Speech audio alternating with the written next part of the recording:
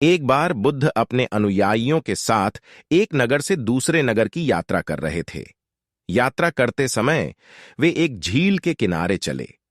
कुछ देर बाद वे सभी आराम करने के लिए रुके। सब कुछ शांत होने के बाद उनके एक शिष्य ने उनसे पूछा, जब हमारे मन में परेशान करने वाले विचार आते हैं तो हम मन को कैसे शांत कर सकते हैं? बुद्ध पेड़ के नीचे बैठे थे और उनसे बोले, मुझे प्यास लग रही है, क्या आप मेरे लिए उस झील से कुछ पानी ला सकते हैं? शिष्य झील की ओर वापस चला गया और उसने देखा कि कुछ लोग कपड़े धो रहे थे, इसलिए साफ पानी लेने के लिए कुछ दूर चला और पानी इकट्ठा करने के लिए वहीं बैठ गया। लेकिन जैसे ही वह पानी लेने जा रहा था, तभी एक बैलगाड़ी गुजरी और पानी गंदा हो गया। शिष्य ने इंतजार किया, लेकिन वहां कुछ न कुछ चीजें चल रही थीं और पानी अभी भी गंदा था। इसलिए उसने मन ही मन सोचा कि वह इतना गंदा पानी नहीं दे सकता, क्योंकि यह पीने लायक नहीं है। इसलिए उसने बिना पानी के वापस जाने का फैसला किया। शिष्य खाली हाथ वापस आया और बुद्ध को इसके बारे में बताया। 1 घंटे के बाद बुद्ध ने उसे झील पर वापस जाने और थोड़ा पानी लाने के लिए कहा। शिष्य झील पर वापस गया और इस बार वह साफ पानी ढूंढने में सफल रहा। उसने बर्तन में पानी भरा और वापस बुद्ध के पास लाया। शिष्य ने बुद्ध को पानी दिया और कहा, पिछली बार जब मैं गया था तो पानी में बहुत कीचड़ था, लेकिन अब झील की सतह पर पानी साफ है। कैसे? बुद्ध ने उत्तर दिया, जब आप पिछली बार गए थे तो कीचड़ अस्त व्यस्त था और वह सतह पर पानी के साथ मिल गया था और पानी पीने के लिए अयोग्य हो गया था। लेकिन जब आप 1 घंटे के बाद गए तो कीचड़ अपने आप बैठ गया और आपको साफ पानी मिला जो पीने के लिए उपयुक्त था।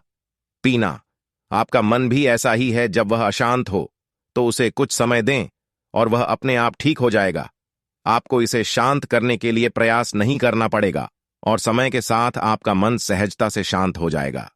इस कहानी को अक्सर बुद्ध के जीवन से जोड़ा जाता है और यह दूसरों के विचारों और इरादों को समझने की उनकी क्षमता को दर्शाती है। एक बार उस समय जब बुद्ध जेतवन मठ में रह रहे थे, वहां एक भिक्षु था जिसके पास कुछ अलौकिक शक्तियां थीं। यह भिक्षु दूसरों के मन को पढ़ सकता था और उनके विचारों को पहचान सकता था।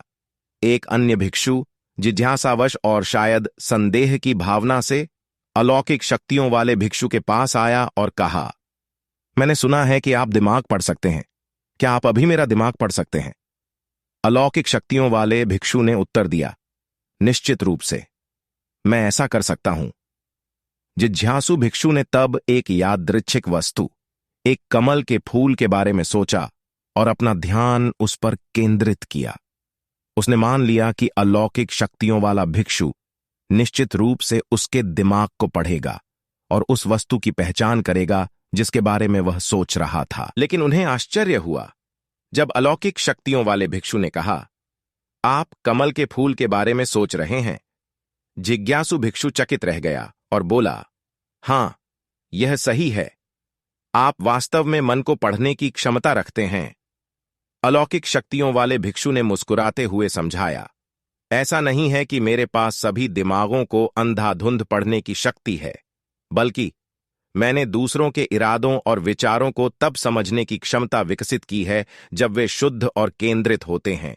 जब आपका दिमाग पूरी तरह से होता है कमल के फूल के विचार में डूबा हुआ, मैं इसे स्पष्ट रूप से देख सकता था। बौद्ध परंपरा की यह कहानी मानसिक शुद्धता और ध्यान के महत्व को रेखांकित करती है।